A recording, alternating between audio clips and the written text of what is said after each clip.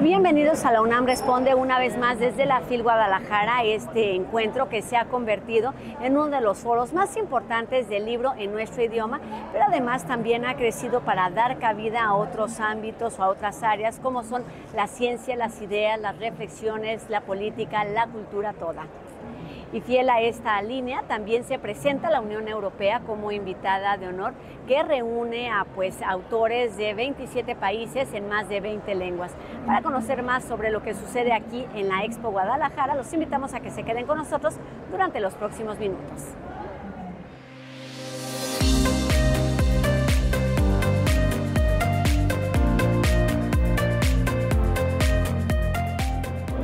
Cuando decimos cultura pensamos en aquello que ocurre en los museos, en los teatros, en los cines, en los libros, quiénes son los artistas, qué hacían. Pero hay todo un universo por descubrir, por imaginar y quizás por suponer, y de eso se ha ocupado en los últimos meses y años Julia Santibáñez, escritora y editora. ¿Cómo estás, Julia? Rosa, encantada de estar aquí. ¿Cómo no? Para hablar justamente de todo lo que no sabemos, de quitarle lo acartonado a la cultura, de saber que los hombres y las mujeres que hacen cultura tienen una vida que además puede ser muy rica. Cuéntanos en pocas palabras cuál es el objetivo de este lado B de la cultura. Pues justamente como los LPs que antes tenían un lado A que era lo muy publicitado y el lado B que era lo más escondido, digamos. El lado B de la cultura lo que intenta es aterrizar a los personajes de la cultura del siglo XX, mostrarlos como seres humanos con broncas, deudas económicas, cursilerías, tragedias, como es la vida cotidiana, y de esa manera la idea es enriquecer el aproximarnos a ellos y a ellas. Y además me interesó mucho visibilizar sobre todo a mujeres que quedaron un poco en la sombra, como se ha dicho mucho, pero por ejemplo, una muralista como Aurora Reyes o Lupe Marín, una escritora que además de ser, si la conocemos como esposa de Diego Rivera y esposa de Jorge Cuesta, pero ella fue una mujer escritora por sus propios medios, digamos. Entonces, eso quería, como mostrar estos otros ángulos y hacerlo de manera amena, lúdica. Eso Empecemos con la parte 1. Eso querías, y es alguna curiosidad que podemos compartir muchos. ¿Cómo hacerlo? Cuéntanos no solamente de este interés, sino del proceso, digamos, de preparación, de investigación. ¿Cómo haces para saber lo que pasaba en otro tiempo cuando además no era público, donde era... Vamos, ¿cuáles son tus fuentes de investigación? Claro, pues estuve investigando por muchos años, además de escritora, soy periodista cultural, entonces me fui a muchísimos libros, no quise acudir a fuentes orales, porque tienen como el tema de, no, es que yo no quise decir eso, es que está editado, es que... Entonces dije, me voy a ir a fuentes escritas que tengan una solidez, no cualquier libro, no cualquier revista, sino que tengan un prestigio, digamos. Y a partir de ahí ir siguiendo hilos, porque claro que muchos de estos personajes, o todos, se conocían, coincidían, tenían amoríos de la alta y la baja cultura, personajes de la alta y la baja cultura. Entonces me clavé durante muchos años a ir buscando estas pequeñas pistas, primero sin demasiado sistema, pero luego cada vez más emocionada de ir hallando las coincidencias. ¿Cuáles fueron los primeros oficios de Elena Poniatowska, de Abel Quesada, de Juan Rulfo? ¿Cómo empezaron? ¿Cómo se autofinanciaron antes de hacer los grandes nombres? Entonces, un poco por ahí me fui. Fue un proceso largo de muchos años. En el libro hay como 10, 12 páginas de bibliografía que son solamente libros, de los cuales a lo mejor encontré una beta que luego seguían otros 4, pero ya esos otros 4 ya no los menciono. Traté de centrarme como en las principales fuentes, pero la verdad es que fue muy disfrutable. Otro tema que tuviste que decidir sin lugar a dudas es cómo contarlo, es decir, a manera de relato, de anécdota, de historia, de ensayo. Cuéntanos qué es lo que propusiste. Básicamente es una crónica cultural, muy en tono, pues digamos, ligeramente irreverente, pero muy, espero, divertido. Eso me han dicho los lectores, que de pronto sueltan una risa, porque no se esperan una salida así. Estamos muy habituados a que los grandes nombres de la cultura se manejan con pinzas y resultan intocables.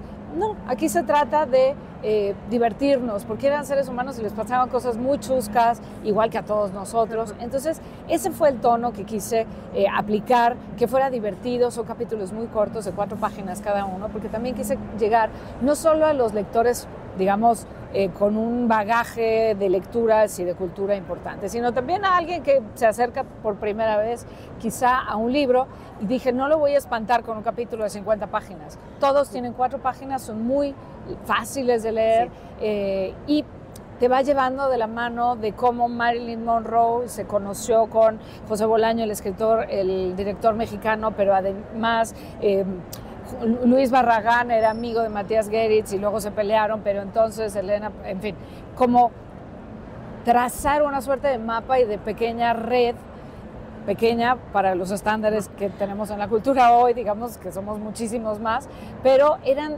exquisitamente cercanos, muchos de ellos. Entonces hablo, por ejemplo, de Octavio Paz, que hubiera tenido una historia romántica con Sharon Stone, nada más que no ocurrió. Eso que nadie sabe o casi nadie sabe, pero nada, y eso es importante decirlo, nada lo invento. No me doy ninguna licencia, todo está documentado. Podríamos seguir hablando de todas estas parrandas, pero hay algo que también quiero resaltar para terminar, y es justo el lenguaje. Hay palabras que o frases en donde nos obligas a ir al diccionario para saber de qué estás hablando, a algunos de nosotros, y hay otras que son parte del lenguaje coloquial. Cómo utilizar el lenguaje para contar estas historias y para proponer un libro que además me parece pues es una invitación a acercarse a la lectura, pero también a la cultura. A estos personajes, o sea, que nos demos el chance de conocerlos. El lenguaje, me interesa muchísimo, el lenguaje es una de mis pasiones absolutas en la vida, las palabras. Y me quise rescatar tanto de pronto alguna palabra que ya no se usa demasiado, expresiones de las abuelitas, pero también invento muchas palabras. Y creo que en el fondo es una celebración de la cultura. O sea, lo que quise hacer fue como poner velitas aquí y unos globos allá y unas luces de bengala por allá. Es decir, con el lenguaje invitar también a divertirse. Como decía Paz, ¿no? Vamos a torcer las palabras y que chillen y vamos a ver qué tantas cosas nos pueden decir. Entonces también hay una exploración en ese sentido, a nivel lenguaje, porque finalmente escribo poesía y en la poesía todo el tiempo estamos jugando con la lengua. Pues estos son solo algunos de los motivos para acercarnos a El lado B de la cultura volumen 2, pero también al volumen 1, sí, que es una lectura muy ágil, muy amena, en verdad también muy divertida, y para quienes nos gusta leer en desorden, pues está padre porque puedes empezar por el final, por el medio o por el principio. Sí. Julia Santibáñez, muchas gracias y mucho éxito con, gracias a ti, querida con esta Rosa. Ambientación de la cultura del siglo XX. Gracias a ti y gracias a ustedes. Gracias, Julia. Y seguimos hablando de cultura, pero nos vamos a la ópera, porque aquí en la FIL Guadalajara se presentó el libro La Ópera Hoy, que recoge pues los testimonios de alrededor de 10 personas involucradas en esta forma de comunicar, y nos habla sobre sus temáticas, sus problemáticas, su evolución. Seguimos con esto.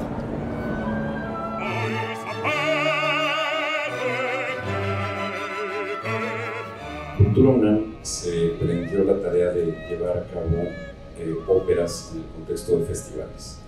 Y ha sido una tarea difícil, retadora, sin embargo, dado que no es una propiamente casa de ópera, ninguno de los espacios y direcciones de la Coordinación de Difusión Cultural.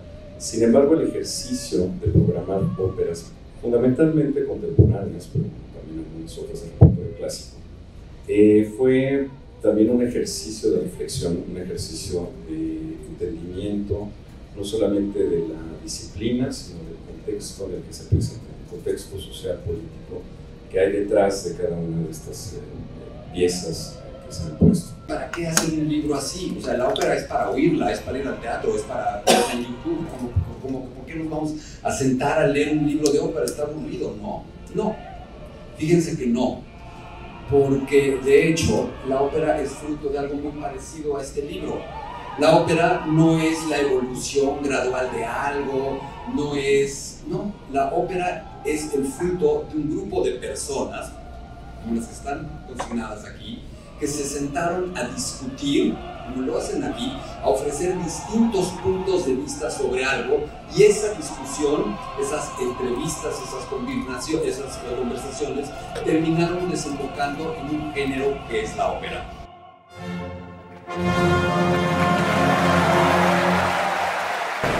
El libro es el protagonista de este encuentro literario y cultural, pero ¿qué leemos? ¿Cómo leemos? ¿A qué nos acercamos?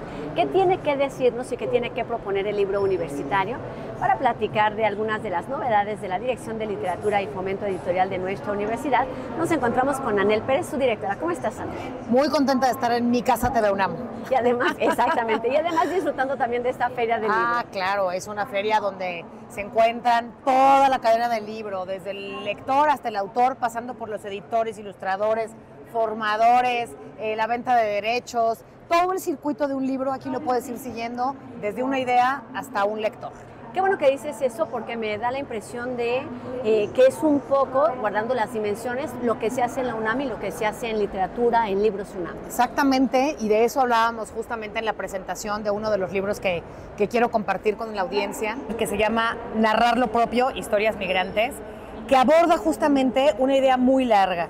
Primero, y es importante decirlo, la UNAM puede hablar de migración desde la economía, desde la sociología, desde las relaciones internacionales. ¿Y qué tiene que hacer la literatura ahí? Bueno, pues lo que hicimos fue un taller de escritura para que cada una de estas personas migrantes narraran lo propio desde su propia voz en un ejercicio de escritura creativa que da nuestra querida amiga Silvia Seleni, que es una tallerista que logra sacar, ¿sabes?, la historia que cada quien quiere narrar y contarla con las palabras precisas, tomarnos el tiempo para encontrar eso que queremos contar de nuestras historias.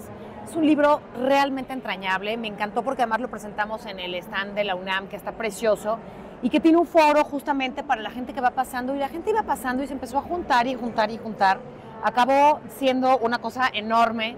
La gente casi lloraba, vino gente conocida de ellas, de las migrantes, entonces fue un ejercicio muy bonito que nos ejemplificó cómo esto que decías, ¿no? Cómo desde la idea de un libro, el proceso de escritura, la edición de un libro y luego los lectores, ¿no? Que es la última fase que podemos encontrar en esta feria. Pues qué entrañable y revelador puede resultar una publicación como esta cuando estamos considerando que quienes escriben, por supuesto, no son escritores.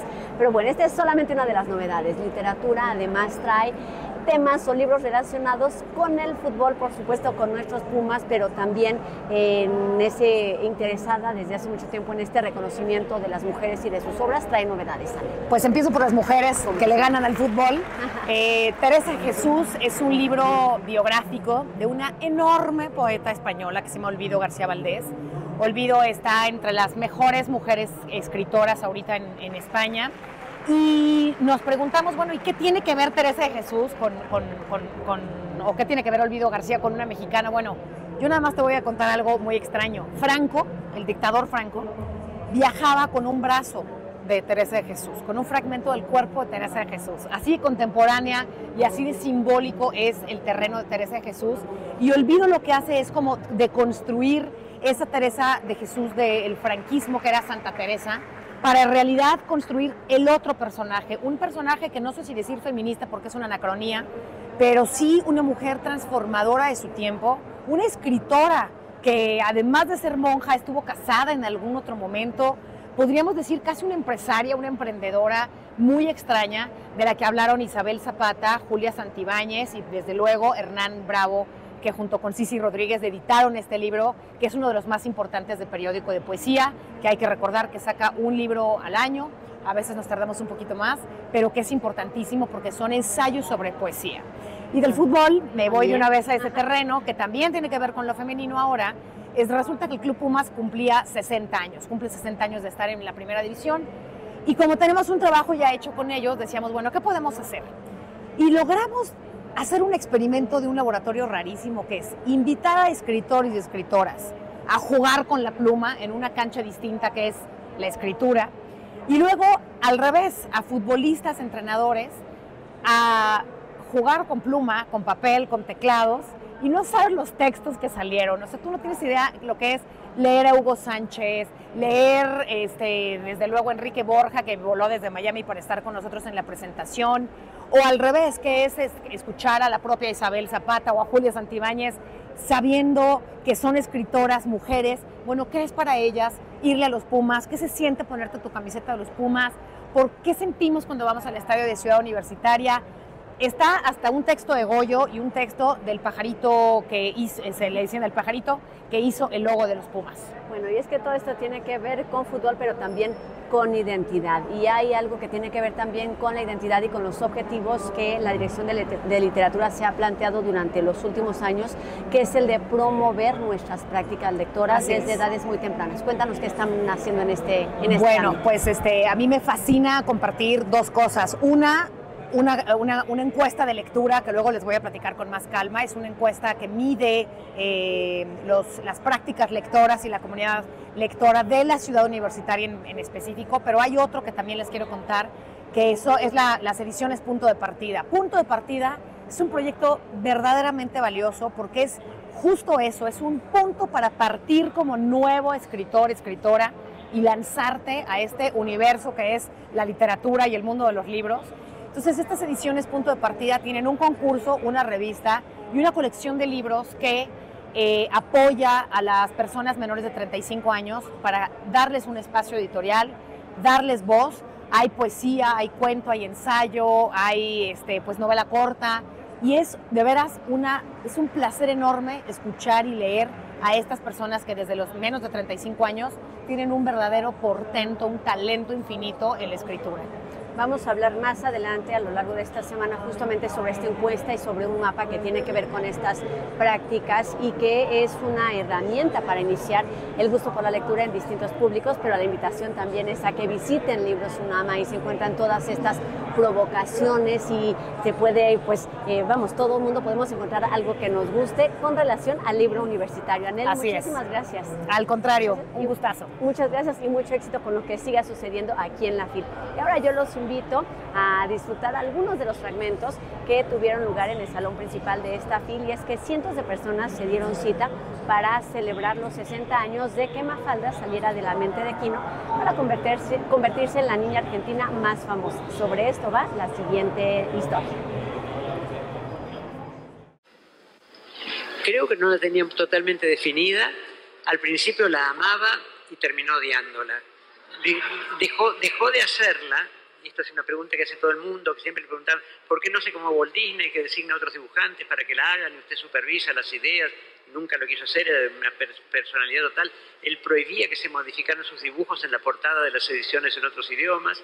Y entonces le aplicó el consejo de un gran humorista argentino, mucho mayor que él, Oscar Conti, que se llamaba Oski, que le dijo, si en una tira cómica tú tapas el último cuadro y ya sabes lo que va a pasar, hay que dejar de hacerla porque te estás repitiendo. Wow. Y en cuanto notó eso, dejó de un día para otro. Mató a la gallina de los huevos de oro porque la gente no se iba a dar cuenta de esa repetición o iba a tardar bastante en darse cuenta.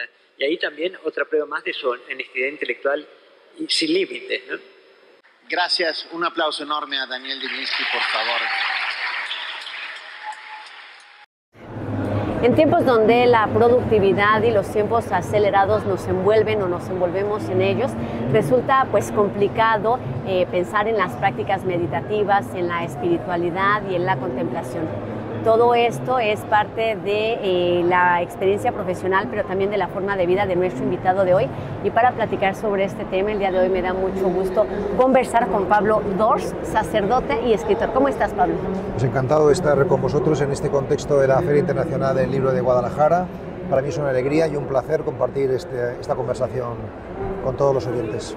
Y es algo a lo que te has dedicado durante muchos años. Cuéntanos de ti, ¿cómo combinas esta parte de espiritual como sacerdote, la parte de escribir y el interés por compartir además este conocimiento y estos aprendizajes? En realidad me parece un privilegio que mi nombre se asocie a la meditación, a la contemplación, a la espiritualidad, porque creo que eso es lo esencial en la vida, ¿no? Lo esencial en la vida no es el cuerpo ni la mente, sino es el espíritu, que es el que hace que podamos vivir en plenitud, ¿no? Yo he tenido siempre desde muy joven esta doble vocación, la vocación artística y la vocación espiritual, la vocación literaria, la vocación sacerdotal. Siempre he pensado que eran dos cosas compatibles, pero ciertamente muy exigentes y que a veces entraban en conflicto. Y en cambio he llegado un momento en mi vida, yo he cumplido hace poco 60, donde siento que es la misma y única vocación, ¿no? Que no es otra cosa que la poética y la mística, que es tanto como decir la experiencia y la expresión, ¿no? O sea, a mí lo que me interesa en la vida es llegar al fondo de las cosas, a la verdad, o a la vida con mayúscula, y en la medida en que lo hago, con toda modestia naturalmente, pues siento la necesidad de transmitirlo, ¿no? de comunicarlo, ¿no? Porque creo que lo que los seres humanos necesitamos fundamentalmente es vida con mayúscula, es verdad con mayúscula, ¿no? Y ojalá que algo de mi propuesta y de mis libros pues vayan en esta línea y ayuden a los lectores y a los oyentes. Sigamos con esto. ¿De qué estamos hechos? ¿De cuerpo, de mente, de espíritu? ¿Qué lugar debe ocupar cada uno de estos componentes en nuestra vida diaria, en nuestra vida cotidiana, en nuestro autoconocimiento? En la visión que yo tengo del ser humano, que es la visión occidental, pues somos cuerpo, mente y alma, o cuerpo, mente y espíritu, se puede decir, ¿no?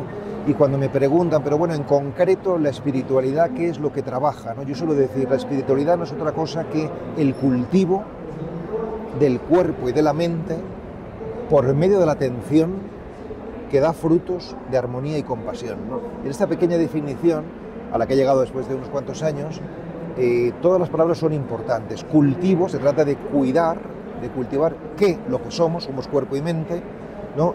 Y cómo, por medio de la atención, ¿no? La atención no es otra cosa que amor, ¿no? O sea, sabemos qué amamos preguntándonos a qué estamos atentos, ¿no? O sea, y esa atención amorosa al cuerpo y a la mente, si da frutos de armonía de cara a uno mismo, estamos en paz, y de compasión a los demás, es decir, de solidaridad, de atención al otro, entonces ahí podemos decir que hay un trabajo espiritual, ¿no?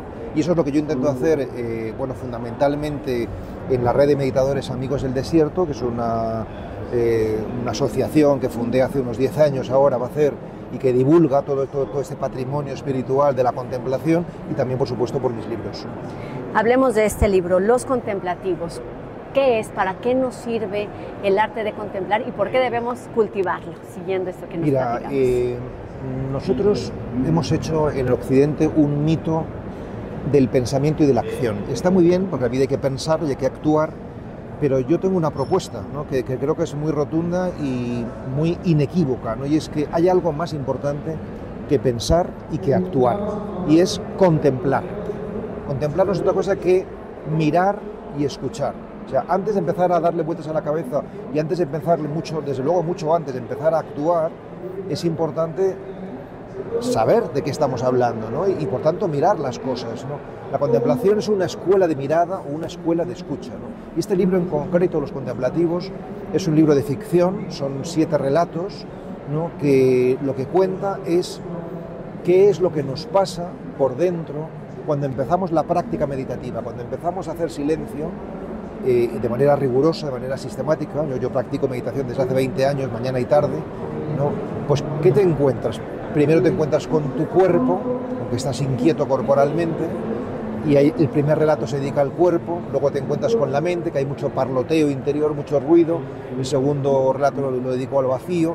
Luego te encuentras con la sombra, es decir, con todo lo inconsciente que no está bien reconciliado, y cuando emerge, eso lo llamamos sombra, emerge para ser reconciliado precisamente. El tercer relato va sobre la sombra, y así sucesivamente. Es decir, que es una colección de historias o de relatos que hablan sobre las experiencias fundamentales de la condición humana. Ese parloteo interior no es solo interior, es exterior. ¿Cómo lograr que nos ocupemos de lo importante y no de lo urgente? Pues yo diría que de manera muy sencilla, y es empezando a dedicar todos los días un poco de tiempo, ¿no? Si tú quieres mejorar físicamente, ¿qué haces? Pues dedicas todos los días 20 minutos, media hora, pues a estiramientos, a yoga, a gimnasia, a un deporte, y así es como te cuidas físicamente. Pues igual que cuidamos el cuerpo, si aprendiéramos a cuidar el alma, y para eso sirve la meditación, pues también nuestro interior estaría bien. Entonces no hace falta hacerse grandes planteamientos de grandes cambios vitales, basta empezar a dedicar todos los días 15 minutos, 20 minutos a la vida interior. Tenemos la creencia, la percepción de que esto nos quita tiempo para lo que debemos ocuparnos, porque estamos en el acelere, en el trabajo, lo que produce, lo que nos deja. ¿Cómo darle la vuelta y entender esa otra parte? Gandhi, que es uno de mis mentores, una de las personas que yo más admiro, decía que normalmente meditaba 1 hora al día, pero que cuando tenía mucho trabajo meditaba 2, ¿no? Pues yo creo que es un buen consejo, ¿no? Yo creo que para eso ayuda a diferenciar bien lo urgente de lo esencial. Es urgente contestar un correo, pagar unas facturas, sacar al perro, pero es esencial orar, hacer ejercicio físico, jugar con los niños, escuchar a los ancianos, ¿no? Está demostrado estadísticamente que las personas felices son aquellas que dedican más tiempo a lo esencial y no tanto a lo urgente. Entonces esto es una provocación para quien nos esté escuchando haga una revisión de su escala de valores y nos demos cuenta de que dedicamos demasiado tiempo a lo urgente y demasiado poco a lo esencial, ¿no? Hay una manera de diferenciar y es que lo urgente casi siempre tiene que ver con los demás y lo esencial casi siempre con nosotros mismos. Es decir, nos cuidamos muy poco a nosotros mismos, ¿no? Entonces el principio de la felicidad es cuidarse para que a la hora de dar a los demás tengamos algo valioso que dar, ¿no? Quedémonos pues con esta tarea y con la invitación a acercarnos a los contemplativos y al gran número de libros que has publicado antes en torno a este tema que tiene que ver con nuestro autocuidado y los resultados que podemos obtener. Muchísimas gracias, Pablo. Para mí ha sido un placer estar contigo, estar con vosotros los escuchas, los oyentes, y hasta la próxima si Dios quiere.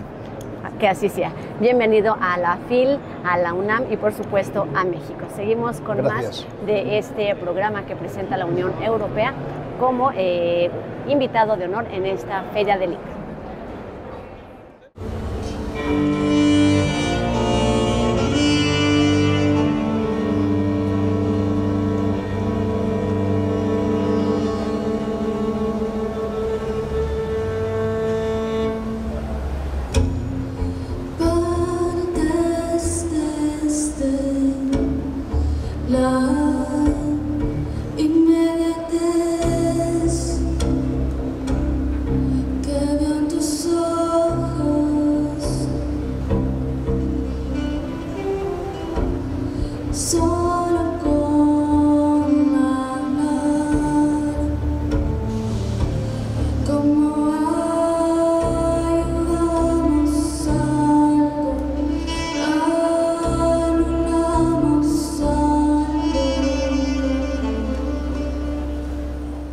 Y esta tarde terminamos con música que presenta la Unión Europea como invitado de honor que llegó a esta FIL Guadalajara con un pabellón vanguardista y promoviendo el lema que habla de las necesidades contemporáneas, que es construyendo una unión de culturas.